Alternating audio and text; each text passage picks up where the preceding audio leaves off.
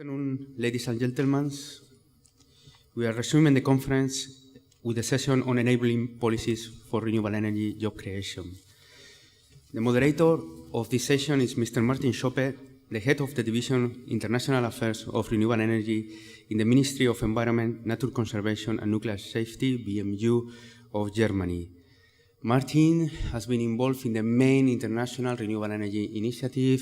He has been a key person, of course, in the development of IRENA, in the development of Clean Energy Ministerial, in the working party of the International Energy Agency, where he is now vice president.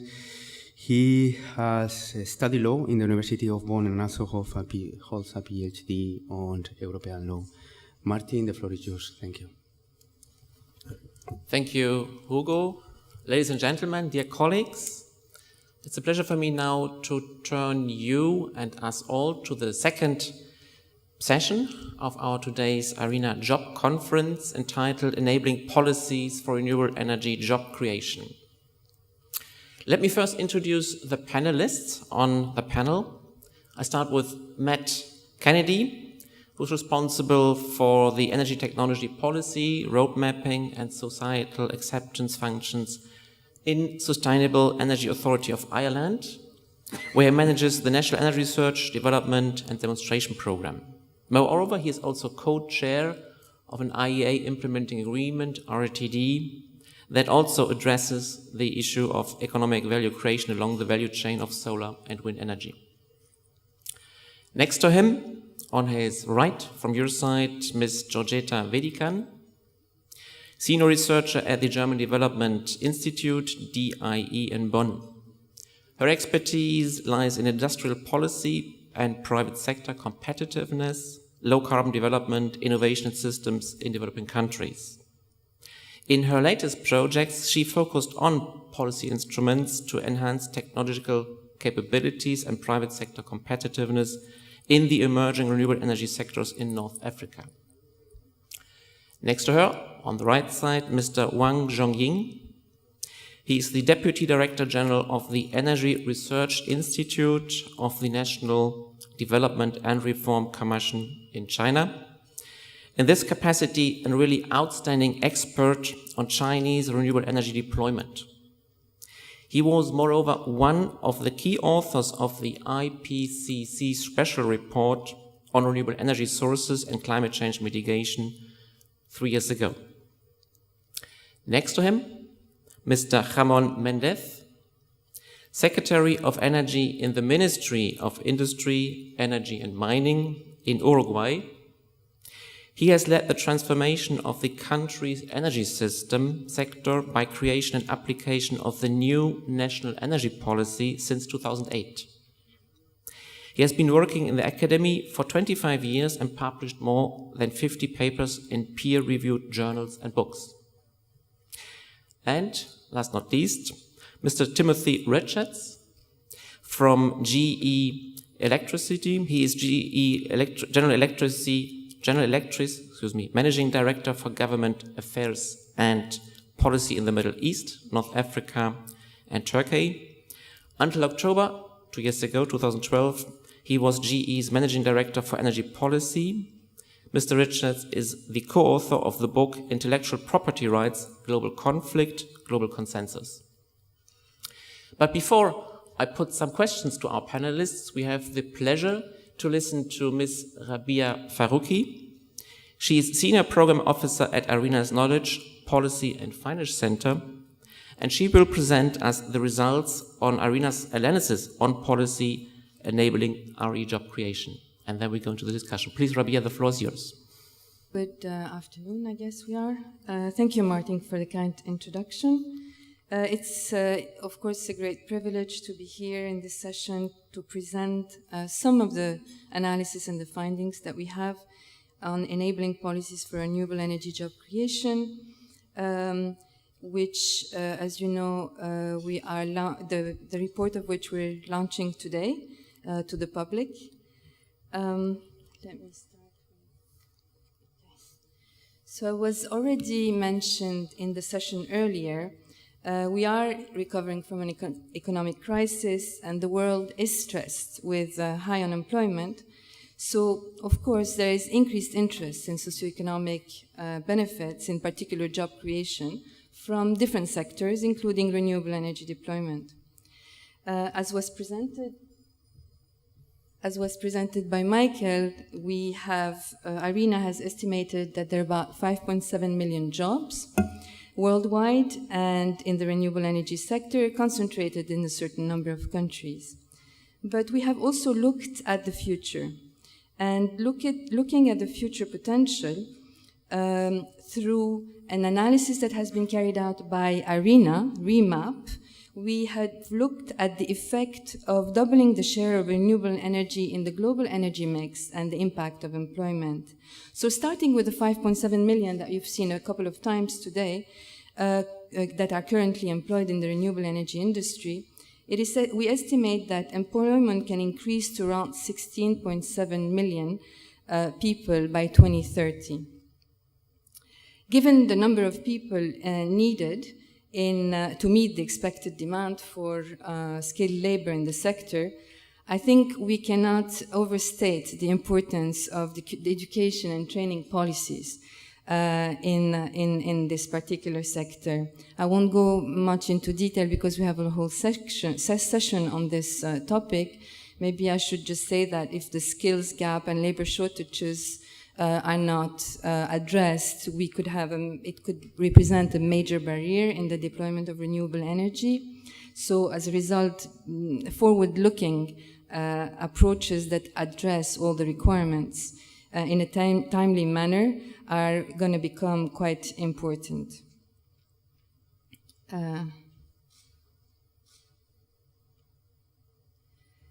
I'm just gonna, very briefly on the topic, maybe it is important just to say that several types of actors are needed to address the issue, both from the private and the public sector, and that it is really by working closely together, collaborating and building on the strength of both the private and the public sector that solutions can be found.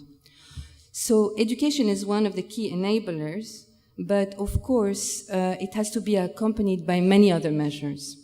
Among them, we have deployment policies. Deployment policies that have been instrumental in triggering investment and therefore creating jobs. We have a few examples on the slide, but we're talking much more in detail in the report about them. I mean, tax reductions, for example, have been particularly important in countries that have been importing equipments, since lower cost equipment has facilitated greater deployment, of course, and therefore increased a lot of the jobs created, for example, in installation and O&M. Of course, a popular type of deployment policy have been the feed-in tariff that has been quite critical in deploying renewables and thereby consequently increasing job creation. But, for example, in Germany, there is an analysis that suggests that in 2012, about 70% of renewable energy jobs were induced by FITs. There are also other types of deployment policies like auctions, which are even more predictable than the effect that, for example, FITs have on job creation, because they involve capacity targets or caps, and they can also include requirement for defined levels of job creation, for example. So deployment policies have been quite important, of course, but they don't necessarily target job creation per se. So you can have other policies or a mix of policies that will more specifically target certain objectives, such as socioeconomic benefits, in particular jobs. And, for example, we have analyzed in the report trade and investment policies, and the extent to which job creation can be maximized will depend on the availability of the technological know-how that is necessary to develop domestic manufacturing capacity or to construct installation, etc. But when countries lack the know-how, some of them have decided to rely on imports, while others have chosen, for example, to attract foreign direct investment. And both these options have different implications on job creation. And this is what we're trying to analyze more closely in the report. So in the case of imports, for example, employment in manufacturing is generated usually in the exporting country. And then in the recipient countries, jobs are created in the installation, operation and maintenance. In the case of FDI, jobs are created mainly also in the recipient country, but part of the supply chain and the associated job can remain abroad. So to support the development of a domestic industry, some countries have been adopting local content requirement, and very often these have been closely linked with certain deployment policies. So in this case, developers are required to source a specified share of equipment or a portion of overall project costs from domestic suppliers. These policies basically are meant to incentivize foreign suppliers to, for example, establish local factories. I mean, the example of Brazil is famous in terms of local content policies and has resulted in several international wind manufacturers that have set up local assembly plants, for example. Since, at the same time, it should be noted, since local content requirements are often tied to deployment policies, it's difficult to sometimes know the proportion of employment generated by one or the other. And I'm sure one of the discussions that will be raised is, the controversy that is around the local content requirements policies. So with both imports and FDI, there are R&D and knowledge-intensive jobs tend to remain in the exporting countries. And as was rightly pointed out a couple of times during our ministerials at the General Assembly, when deploying renewables, countries could really benefit from developing their own R&D capability. And of course, this is particularly true for technologies that need to adapt to local conditions. But regarding R&D policies, they can impact job creation in two ways. First, by creating the types of jobs around scientists and technicians, and also R&D efforts, of course, help to decrease the cost, improve efficiency, and increase deployment, and therefore create jobs. But also, R&D, along with its learning effects and economy of scale impacts, can improve productivity and again affect employment in the sector. Now, a growing number of countries have research institutions that are focused on renewable energy and are really mostly tasked to translate scientific findings into some sort of practical applications and entrepreneurial development. So in the US, for instance, the NREL was set up in the mid-70s in this objective, and the same holds true, for example, in Spain with CENER. What is interesting, and we spent quite some time on that in our report, is to look at the R&D institution as part of a cluster that can also serve as a hub for interconnected economic and innovative activities in renewable energy, which also include, of course, industry and government. So, for example, a cluster has emerged around Vestas integrated wind energy equipment base in the Tianjin Economic Technological Development Area in China. In Austria, several companies which have been dominant producers in the European solar thermal collector market are part of what is called the Öko-Energie cluster, with more than 160 companies and institutions that employ over 1,000 people. So these strategies can also help pursue development at a regional level for economically stressed regions. Just a quick example, in Canada, in the province of Quebec, used wind energy development to overcome some of the severe economic problems in the Gaspé Peninsula that was actually triggered by crisis in fisheries, forestry, and the mining sectors. And there are many other examples like these. As we have seen very briefly, a broad range of policies can influence renewable energy job creations, and these include policies that govern deployment, trade, investment, R&D, regional development, and cluster formation. I think what we mostly would like to stress, and that's what we've been stressing also to policymakers that form a large part of our constituency at IRENA, is that these policies are most effective when they are pursued in conjunction with each other, and then in coordination with much broader economic policies like industrial or labor policies, which we do not focus much on in our report and could be really the basis of further work.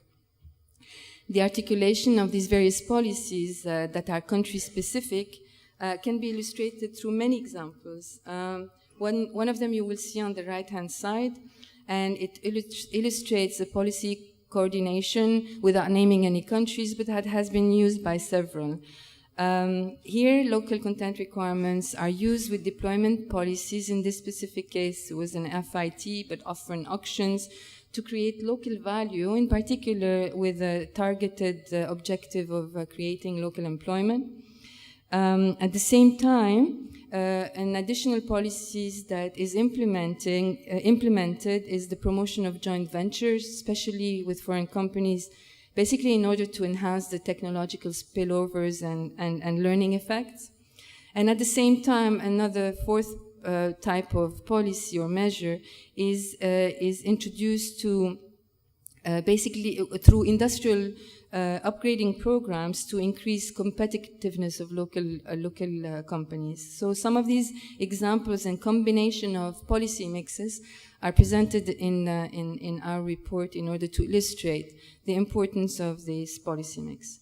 The necessity to tailor the mix of policies to specific conditions is even more apparent in certain segments of certain markets, such as such as energy access, for example. So I'm not going to touch upon that again because we have a whole session on energy access.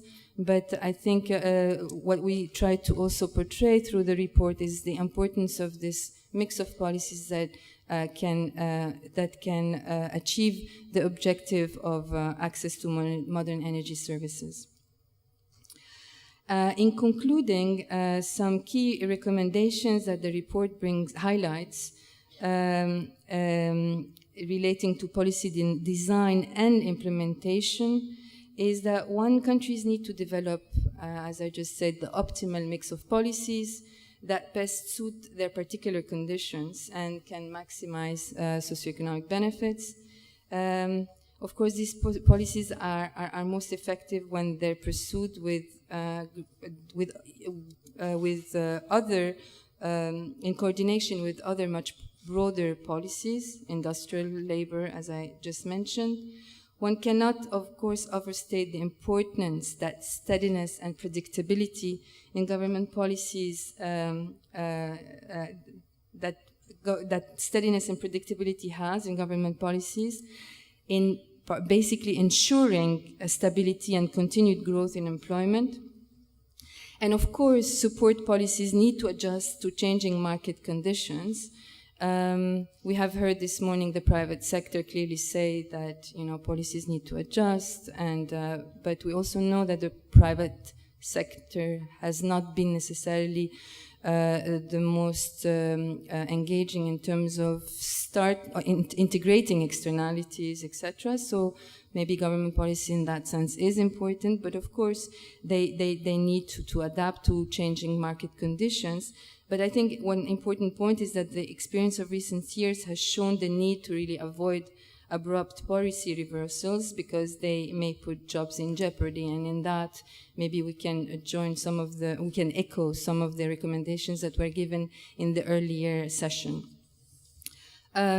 Forward-looking education and training policies, as I said, is vital for effective deployment policies, and if overlooked, the skill gaps could become a major bottleneck. I think this has been pointed out quite a few times this morning by some of the experts.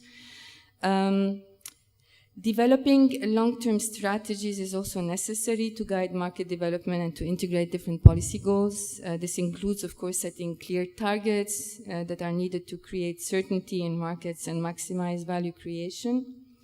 And then finally, the effectiveness of different policies, or mix rather of policies, depends on the size of the renewable energy market, the level of industrial development and competitiveness, the presence of sort of synergetic industries, knowledge and R&D, as well as institutional development. So there's a need for a higher degree of institutional development and coordination among the different levels and instances of policymakers, and we hope that the report highlights these aspects in the most efficient way in order to try to promote a more enabling environment in terms of policy. Thank you very much.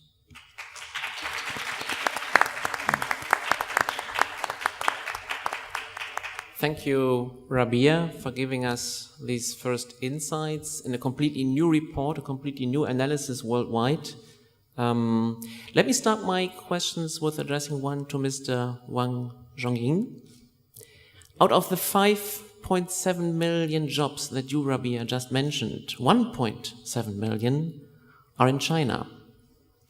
So I would like to know from you how you implemented policies. What are your experience in your country with those different policies that we have been explained right now, and what the experience are that you have made in China? Please.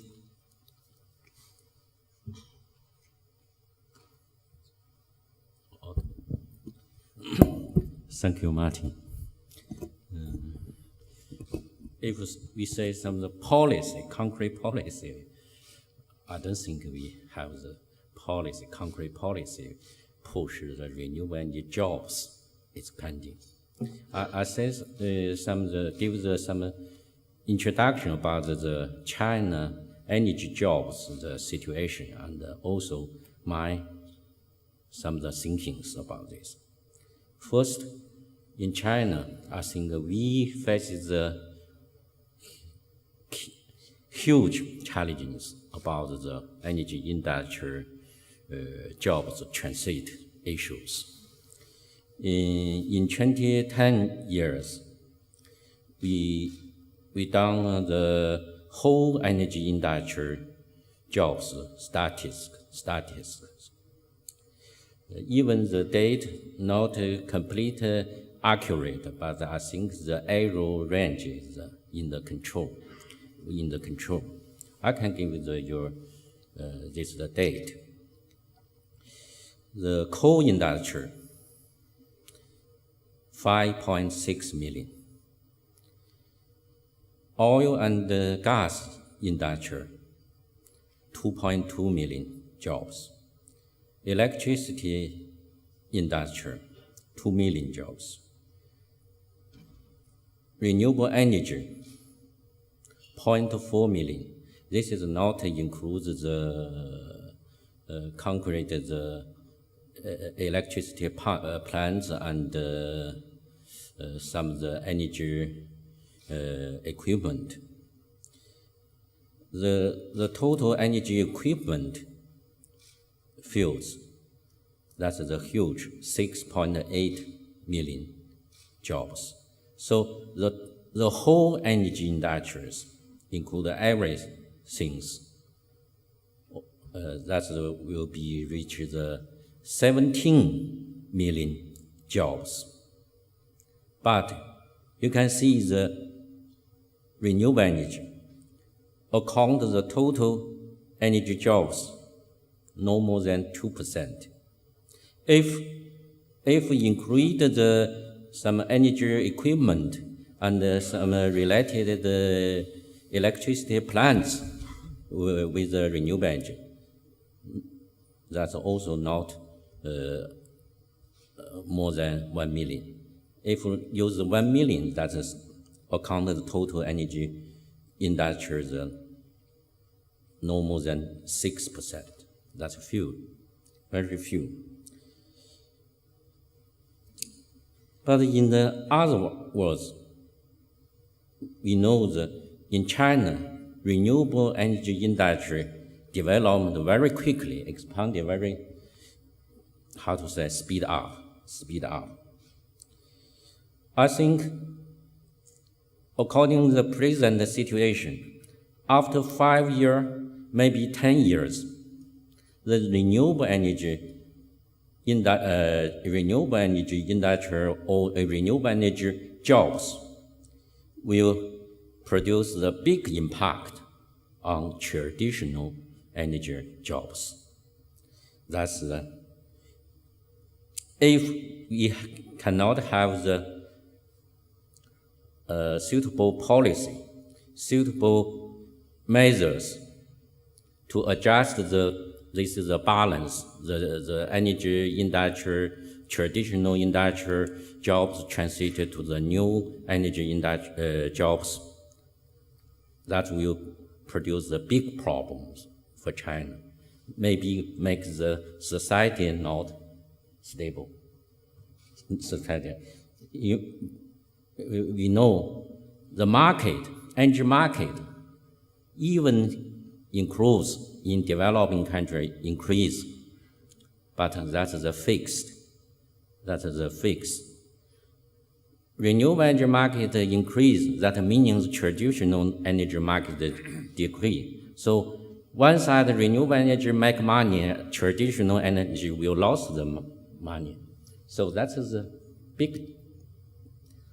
If we cannot deal with well, in some of the countries, maybe just like a war, I think. Just like war, that's a very, from I mentioned the date, you can find this. This is difficult. Second, today, in China, renewable energy jobs market, I think that is completely depending on the renewable energy market expansion. I don't think we have the concrete policy focus on the create renewable energy markets. We just need clean energy. We need the renewable energy market. So we give some of the policies incentives make the market expanding, more big. So the job also will expanding. So this will follow that before I introduction the issues. If during this process, the energy jobs transit from from the traditional energy job to renewable energy job, that is smoothly transit, no problem. If no, that's a big problem. That's a big problem.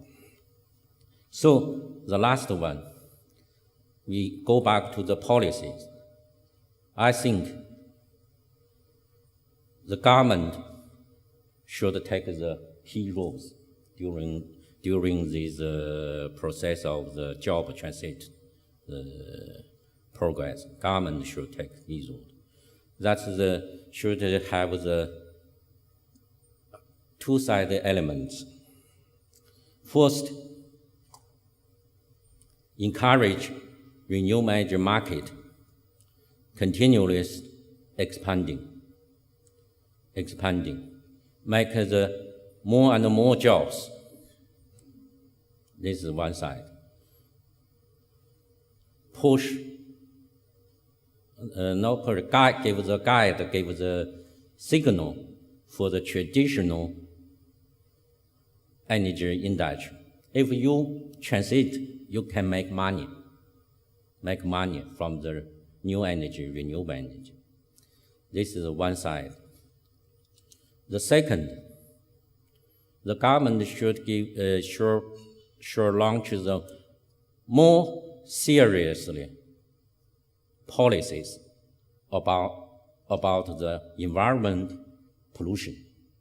If you use fossil fuel, you should take the more and more cost.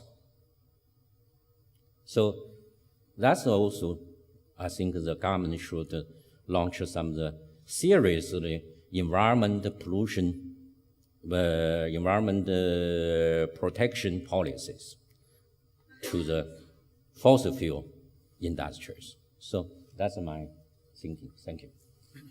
Thank you, Mr. Wang Zhongying. Let me address that question also to Ramon from Uruguay. You may also oversee a little bit the other Latin American countries. What are the policies that have been applied and what were the impacts that you have been noting? Thank you, Martin. And first of all, let me not only acknowledge but congratulate Abhija for having conducted this very, very relevant work.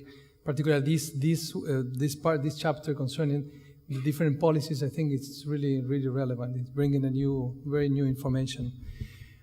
Look, according to my point of view, Martin, I think that we have seen that there are absolutely different approaches and different kinds of policies, and one size does not fit all. This is because we are really in different positions, different countries. For a couple of decades, the renewables has been put in place by most developed countries, European mostly, using subsidies, and the subsidies were accepted because they were creating jobs in the manufacturing of and creation of this new technology.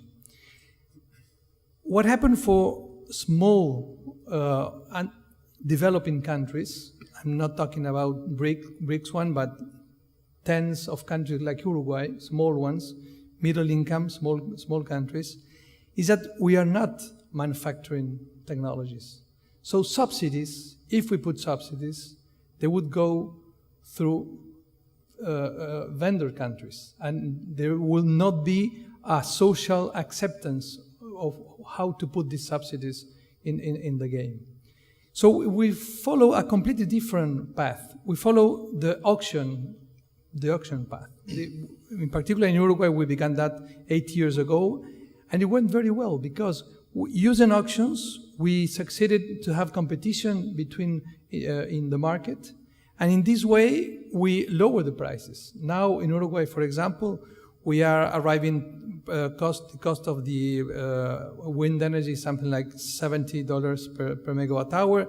The first photovoltaic plants are installed by $90 megawatt hour. And this is allowing us to decrease the cost of the energy using renewables. And the secret is very simple: long-term policies. The presence of the government setting long-term, credible, stable policies. And I think that now this is the difference. In each time in countries like Uruguay, there is an auction. There are thousands of European, American companies which are presented in the auction because they see their rules. And I think that what is not clear right now is what will be the future after the financial crisis. What will be the future in those countries that has been fundamental for developing renewables.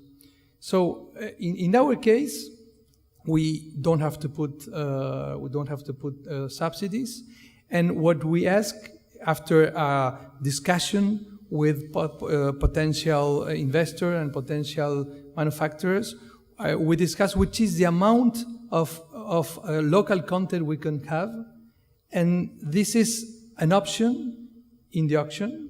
And we are paying not more than $3 more if there is an amount of local content on top of the minimum that we demand.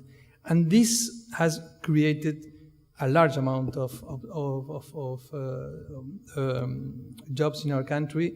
Nowadays, of the order of 0.5% of the workforce of the country is working in this energy transformation. Thank you, Ramon. You mentioned the different situation in developing and developed countries. Let's ask Matthew how, as a representative from a developed country, policies were designed, what expectations you made in Ireland, you in Europe, in other European countries, with such policies to create jobs. Thank you, Martin. It's a pleasure to be here representing IEA or ETD, and well done to Hugo and his team for the event and for the publication. Generally, renewable energy policies traditionally weren't developed to create jobs. You know, they were developed for maybe security of supply reasons, environmental protection and competitiveness. And of course, jobs is linked to competitiveness. More recently, the creation of the policies is all about the co-benefit of job creation, you know, and the impact of the investment in the relationship to job creation becomes very significant. So the policies really are about economic considerations and industrial development. But of course, you can't break that away from economic development and employment creation. So it is integral, but it is effectively a co-benefit. As Hugo mentioned earlier, when he was talking about the Spanish example, it's very similar across Europe. They're not developed to create jobs traditionally, but more recently, jobs are becoming a big factor where people need to justify investment based on economic impact. Of course, I just want to touch on two things before I give some examples of the way Europe does it. And generally, the most important thing across OECD and IEA is that countries all do it differently, because it's all about the local environment, the policy framework, the level of certainty from government, the government's investments that they make, the focus on infrastructure, the focus on R&D, is different across a lot of the OECD countries in the developed world. One of the things that I'd like to say is that it does depend on the technology, it does depend on the region, and it does depend on the time. If we give the example of something that was mentioned earlier with regard to the semiconductor industry and its link to PV, spin-out industries fall out of industries that have been traditionally developed within countries. So we'll give the example of Germany. I'll cite three examples of three countries within the IEA or ETD. So Germany has invested heavily with regard to the Rhineland production model, which is generally a huge industrial focus on the development of industry within that particular region. And that has stimulated growth, and we can see the numbers that are resulting from Germany with regard to the employment statistics. So it has been hugely successful. But another country like Canada has done it quite differently. They've adopted a strategy of focusing on foreign direct investment in renewable energy companies to attract them to come to Canada, to base there and to build an industry by attracting them. So that's a different approach to development of renewable energy industry within the particular jurisdiction. Now, my country, Ireland, has adopted a different model because maybe like Uruguay, we're quite small, and maybe like Uruguay, we are not a manufacturer per se. So what way do we go about doing it? You base it on your strengths or your what's advantageous. So the first thing is we're an island, so and we have a tradition of ICT. So it made sense to look at something like a smart grid concept. We've high penetration of renewable energy, so we look at things like feed-in tariffs to stimulate wind onshore and look to offshore then. And we also have, it's about taking advantage of your resource. So our resource is wind, but we're also an island, so we have a marine environment. So it's about putting together the appropriate policies that can accelerate deployment, but maximizing your strengths. Now, I'm not saying that type of approach hasn't worked in Germany or that type of approach hasn't worked in Canada, but three examples of three different developing countries of three different sizes that adopted three different strategies. Thank you, Matthew. Having heard three country perspectives, let's turn to the business perspective. Tim, you are coming from GE. What type of policies have you been experienced? But also, what type of jobs do you have in mind when we're speaking of renewable energy jobs? Okay, let's see if this is working, so thank you. Thank you very much, Martin, and thank you to IRENA for organizing this great event. I just want to say first that I thought I really enjoyed the previous panels, and I thought that this discussion actually can build a lot on what was said in the previous panels. Many of the points of which I agree with. From a private sector perspective, I think the most important point is that the job creation equation is that policy in the renewable sector creates profitable investment. Good policy creates profitable investment, and then that profitable investment will create the jobs. And so I think we need to start with that fundamental. The other thing that is really important in that equation is that the renewable sector, as Mr. Wang was talking about, does in fact compete with, or at least is seen in the same context as traditional fuels and traditional energy sources. So there's been a century of creation of policy for fossil fuel energy. And that policy is almost entirely oriented toward making the maximum amount of energy available at the lowest price. And then there has been a corollary of job creation. So coal policy in Europe is a classic example where toward the end of the century it became entirely about job creation and maintenance for a long time. So the cost at which renewables are produced becomes a really important part of the equation about whether or not you can create jobs. And that's relevant to a lot of the thinking about what kind of policies should go into effect. So from our point of view, GE is a manufacturer of technology, largely wind power, but we're also involved in biofuels and solar and geothermal. From our point of view, the most important thing is something that everybody has said, which is long-term continuity. And we're a company based in the United States where you've got the production tax credit for wind. Many of you have probably seen the charts of what happens when the U.S. production tax credit for wind has expired. So you have this incredible cyclical process where the PTC is in effect, jobs grow, PTC goes out of effect, boom, no investment at all occurs during those years, and then it starts up again. That's about the worst thing you can possibly do for the industry and for job creation. Because who wants to invest in building facilities when you know that you may be able to only supply your customers for a year or two before they go bankrupt? So number one is that continuity.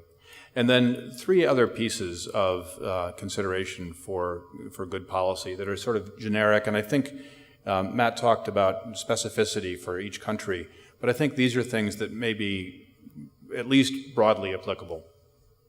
The first is that under current fiscal constraints, policies that don't require government budget are a good idea. And that's a direct corollary to long-term consistency. So if things are on budget, then there's always going to be a financial crisis sooner or later, and there will be pressure to change the policy. So policies that don't require budgetary expenditure are generally a good idea. Second is technology neutrality, because it gets pretty complex when government policies try to specify different incentive structures for different kinds of renewables. And that really bifurcates the market, and it takes away some of the competition and the innovative incentives to come up with the best possible technology if the incentives are targeted for particular technologies. And then finally, Rabia spoke about the importance of taking into account externalities. And I think that leads to policies that use market signals as much as possible are the ones that are most likely to lead to the investment occurring in profitable ways. So those are some private sector perspectives. Thank you, Tim. Quite practical experiences and examples. Let me turn to Georgita, coming from the scientific perspective and thereby somehow neutral. How do you see from a broader perspective the question of mix of policies, of experiences with policies, but also would like to ask you what do you see as possible future trends for policies in that sector? Thank you very much. Well, from an academic scientific perspective, my perspective actually builds on a lot of that has been said earlier in the earlier discussion and also the presentation that Rabia offered. And what I would like to highlight is that because we associate different goals to renewable energy development, so not only energy security, but also climate change goals and economic development goals, the approach to the development of the renewable energy has to be different. And And it has to be different, not so much in terms of different instruments. We can, and as we saw in Rabia's presentation, many of the instruments we are considering to apply and that are effective for stimulating renewable energy developments and value creation in terms of job, industrial development, and so forth, are more or less typical policy instruments that have been used for developing other industries, creating jobs in other sectors. What I would argue we need to do differently is mostly in terms of policy design and implementation. And that is important because, as we know and has been mentioned earlier as well, renewable energy technologies are and have different characteristics than other technologies. So first of all, in terms of the need to internalize environmental costs, as well as the uncertainty with respect to costs of the different technologies. Also, different coordination and information failure, which require us to make simultaneous investments in different areas. So it really calls for a stronger emphasis on policy mix coordination of different policy instruments, which we have not necessarily seen in the development of other sectors such as semiconductors or automobiles. And also the urgency of change requires that emphasis on a policy mix. And when I mentioned earlier the importance of the coordination and the policy design and implementation, there I would say that the stronger balance between state intervention and the market forces is what we should be looking for. Not necessarily, yes, governments can make a lot of mistakes and they don't have the information about the needs of the private sector and cannot react very fast to quick changes in the market conditions, but they play a very important role in dealing with and setting the right incentives for internalizing environmental costs, setting the regulatory framework, and also setting in place the necessary conditions for bringing together education and training with policies for innovation, R&D, and industrial development. Of course, every country has its own challenges, and it's difficult to recommend a specific set of policy interventions to different countries, just to take into account the local conditions. Thank you. Let us briefly perhaps go into one detail of the policies. Ramon, you mentioned from a Uruguay perspective that you obviously do not want to participate to subsidization of parts of the elements manufactured abroad. So local content requirements are a policy that have been used in the past in several countries. Could you give us an insight of the experience that you have made with such a policy, also because such a policy was mainly used in tendering procedures as one requirement in those policies? Very briefly, 5 years ago, we decided a policy for the following 25 years of the country. This has been decided by all political parties, which put this very strong to have the interest of investors. We decided not to subsidize, and so we choose only those technologies that were sufficiently mature in order to be introduced without subsidies according to the potential of each kind of technology in the country. And so we began with auctions. The auctions come from a decree which obliged the public utility to make these international auctions, and those that get the better price, that offer the lower cost for the energy, gets 20 years long PPA contracts. And this has attracted a lot of investors Before of that, we had a couple of data room, and we tried to understand which could be the maximum amount of local content we could ask them to put in order to have more job development. And we also agree with them that it could be possible to pay a little bit more the energy if there were more local content. And we got results very interesting, low prices, more than 60% of local content in biomass projects, from 25 to 45% of wind energy, and about 40% in photovoltaic projects. And well, this will allow us next year to have something like 95% of the electricity from renewable energy, half from hydro and the other half from non-traditional ones. But if you pay a higher price for those installations that have a certain local content, the support as such is higher in the end, means higher prices for the consumer. Yes, yes. It's about at most with something like 30% increase in the local content. It's 3% more of the cost of electricity. We have calculated, for example, we have make a very deep study of which are the externalities of biomass, for example, and the externalities are something like $33 per megawatt hour.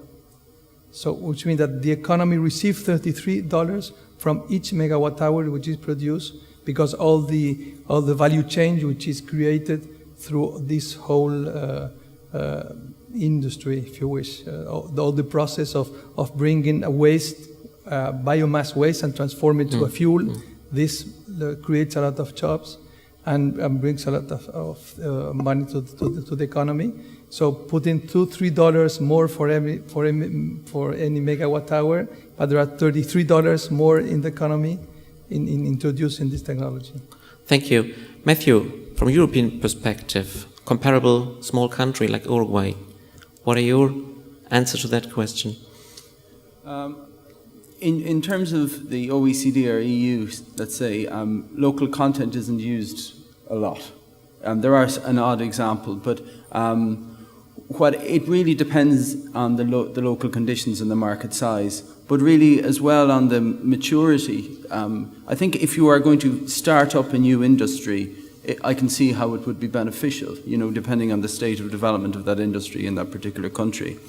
But it seems that a feed-in tariff approach is more widespread, let's just say, with regard to renewable electricity across Europe.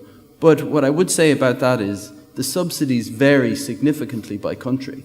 Like a country like Ireland would have high penetration of renewable with regard to wind, but very, very low subsidy in comparison to a lot of its neighbours within Europe. So while the instrument might be the same, the actual level of subsidy and that what the end result being that consumers will pay differs significantly across country.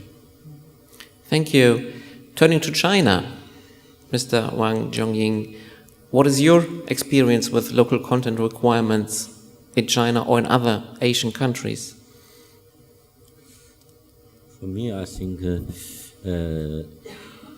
after the renewable energy early development phase, maybe subsidy policies could suitable for.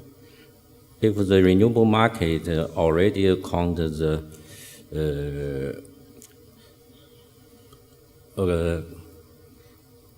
more, for example, the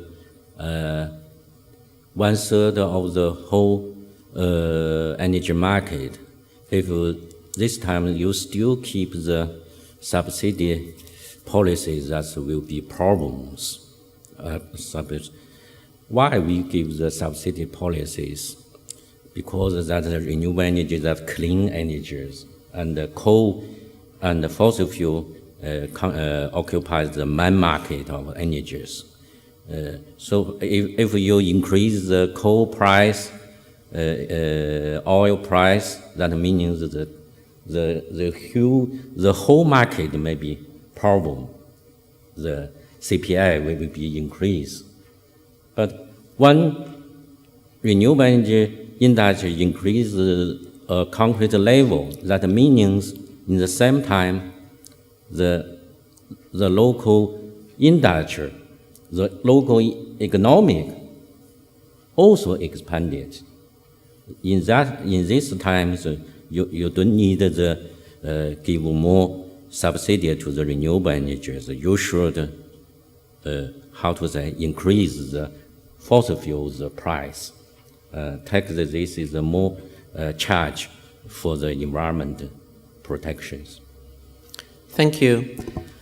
Timothy, there's a trade-off between countries, or in the country, that on one hand have a foreign direct investment policy seeking for investments in a given country, and on the other hand may restrict that investment through local content requirements. How do you as a company deal with that conflict of interests? I think the most important thing is to create a win-win situation where the foreign investor is incentivized to want to continue to invest and to grow the business in the country. And that's usually in the country's interest as well. So what we look for is those win-win circumstances in which there's a real long-term business for us in that country. And I think that in terms of manufacturing, the previous panel spent quite a bit of time talking about manufacturing and then installation and service jobs. And first of all, there are more jobs in the installation and service area than there are in the manufacturing area. So I thought the previous panel did a really good job of highlighting that fact. And those are jobs that are going to be continuous jobs. Because regardless of what happens with electricity consumption and government policy, once the wind farm or the solar park are installed, they're going to require that ongoing maintenance work and service work. But in many renewable sectors, there are actually elements of the project that are better manufactured locally. In the wind industry, towers and blades are very large. It's often not economic, especially if there's a larger market in the country, it's often not economic to ship those internationally. And so I think working to create the competitive suppliers who can supply those kinds of products is a very good investment of government resources and educational resources. Thank you. We are coming to an end of this session because after all we have lunch, but as a last round of interventions I would like to draw your attention to the question of where we can improve international cooperation on these issues. We are here at the IRENA Jobs Conference, the first of its kind. It will be a first step. We will continue on this issue. Where do you see further needs for IRENA but also for the single countries in their bilateral multilateral cooperation to improve the knowledge, the political messaging on jobs, and perhaps also where one could further engage between public sector, governments, and the private sector? Just one last word of concluding. Let's start with Timothy, and then we go around the panel. Well, I think this conference is a great example of the role IRENA can play, because bringing people together to think about the industry as a whole and share best practices between countries is extremely valuable. And the only other point I'd make is I think the more that there can be a transparent conversation about new policy initiatives, the better. Because we all know that there are unintended consequences of many policies, and you're more likely to identify those unintended consequences early if you have an open debate in advance of the implementation of the policy. So those are my thoughts on international cooperation. I think there's a big role for IRENA in all of that. Thank you, Tim. Ramon? I have more or less the same point. I think IRENA should spread information. The information should be shared on what has been done well, what has been done not that well, in order not to repeat the mistakes. For example, last year there have been 5 Latin American countries, government, that went to Uruguay to understand what we have done. And this is something that should be improved by IRENA, sharing information as this example of this publication. Thank you. Mr. Wang Zhongying. Yes, thank you. I think the IRENA is very good, the international cooperation platform. Second, I look forward Germany energy transition successful. Thank you. I try to deliver. Sharjita. Yeah, well, international cooperation, I think, can help a lot in learning from building up a platform for learning from different experiences. Because I think we still know very little what is the effect of different policies with respect to job and employment, which policies have contributed to different outcomes, and what interaction between different policies, what were the outcomes of different interactions, so that we can reflect much better on what type of policy mix is needed and what type of interventions are needed to lead to higher value creation, and also reflecting also on the experience of developing and developed countries, what are the similarities and differences. We've seen a lot of the experience that were highlighted here on the options that have been very successful for developing countries, but the Finita is much more in OECD countries, so reflecting and learning on different policy perspectives, and IRENA could be much more building on the existing experience and initiatives. Thank you. Matthew? I'm going to cheat a little and maybe give you two examples, but one of them which has already started, which is what IRENA is doing with regard to public support, improving coalitions of public support and breaking down some of the misperceptions surrounding renewable energy. That's really important in the market at the moment. It's something that IEA or ETD is heavily focused on as well. But I think that the work that has commenced in the last year with regard to IRENA, the strengthening of that work in the future is significant for this industry. The second thing that I want to talk about is standardization.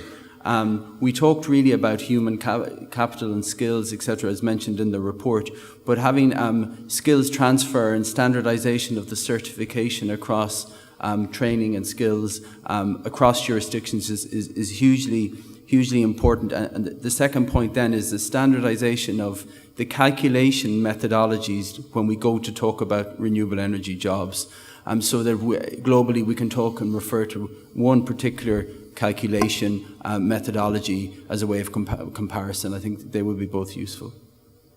Thank you very much. Thank you, Rabia. Thank you all the panelists for your insights that you gave us with your experience in your respective country, and also thank you very much for the suggestions you made in the end for further continuing that work. Thank you again. I think it's worth a big applause for all the panelists here.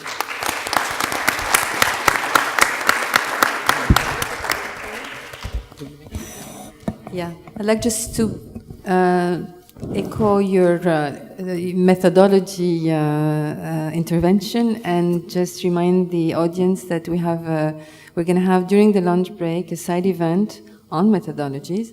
It's going to be given by Ulrike Keller and Barbara, who have both worked on the Employ project, which basically looks at methodologies in terms of estimating jobs.